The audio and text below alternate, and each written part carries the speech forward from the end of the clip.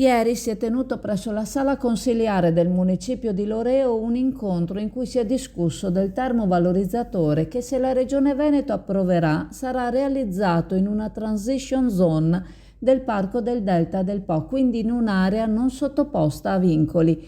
Il termovalorizzatore, o meglio l'ossidatore termico per la depurazione fanghi, è stato descritto e analizzato in tutti i suoi aspetti da tutti gli attori coinvolti, a partire da Acque Venete, l'azienda pubblica che lo gestirà, l'azienda proponente, il sindaco di Loreo, anche presidente dell'ente Parco Delta del Po, vari sindaci e amministratori del territorio. Il pubblico è consistito in circa una trentina di persone appartenenti ad associazioni e imprese del territorio, rappresentanti di Coldiretti, di Confindustria, di Lega Ambiente, formanti un panorama di stakeholders a 360 gradi.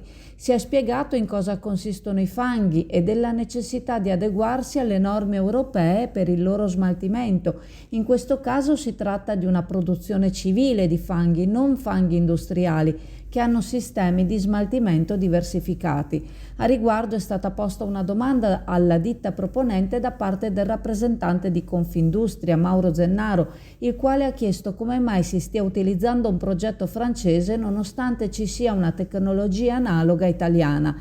Il materiale con cui è realizzata la tecnologia francese, oltre a permettere tempi più rapidi per il raggiungimento della temperatura di ossidazione e di raffreddamento, non consente il processo per i fanghi di origine industriale che provocherebbero il degrado dell'impianto in pochi mesi. Questo dovrebbe tranquillizzare coloro che temono un utilizzo diverso dell'impianto da quello prospettato.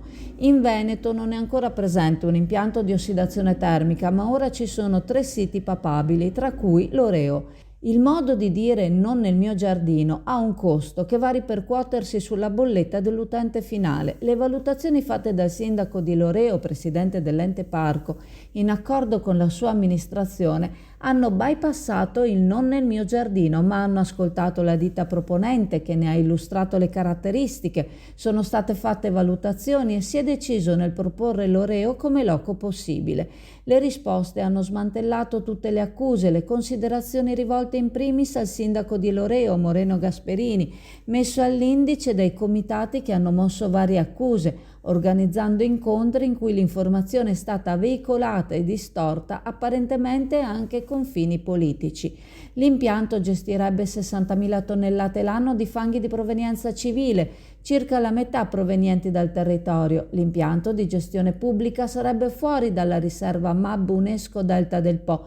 All'impianto giungerebbero dai 6 agli 8 camion di materia prima al giorno. Il controllo del materiale in arrivo verrebbe fatto da dipendenti. L'impianto prevede infatti l'assunzione di una decina di persone tra tecnici e amministrativi, mentre il controllo del funzionamento sarebbe gestito da remoto. Come è stato ribadito innumerevoli volte, la scelta finale se realizzare o meno a Loreo l'impianto sarà della Regione Veneto. L'incontro non ha comunque lasciato certezze in tutto l'auditorio. L'impressione che abbiamo avuto è che chi è entrato in sala prevenuto sia uscito con la stessa idea iniziale, anche tra qualche amministratore dei comuni limitrofi. Purtroppo le esigenze della comunità portano a una produzione di fanghi di origine civile in aumento e alla necessità di rispettare le normative europee per il loro smaltimento, che vedono il conferimento in discarica del 10% entro il 2035, oggi al 23%. Altrove, in Italia, tali impianti sono funzionanti ormai da anni. Il loro utilizzo porta vantaggi a livello economico, calmierando il costo della bolletta che rimarrà più stabile a lungo termine, e ambientale, andando a trattare inquinanti emergenti ed evitando che le acque reflue tornino in circolo, rimettendo nel terreno gli inquinanti prima raccolti.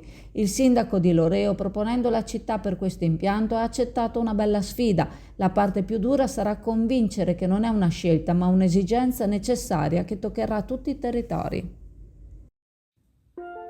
Protecta, scelta sempre da più famiglie e imprese per proteggere la propria casa e la propria attività dai furti e per vivere con maggior serenità. Tecnologie avanzate, monitoraggio professionale ed esperti pronti a intervenire in qualsiasi momento. Solo 60 secondi dalla verifica dell'intrusione all'invio delle forze dell'ordine. Contatta Protecta per un consulto adatto alle tue esigenze. 800 778 779. Affidati a Protecta, sempre al tuo fianco.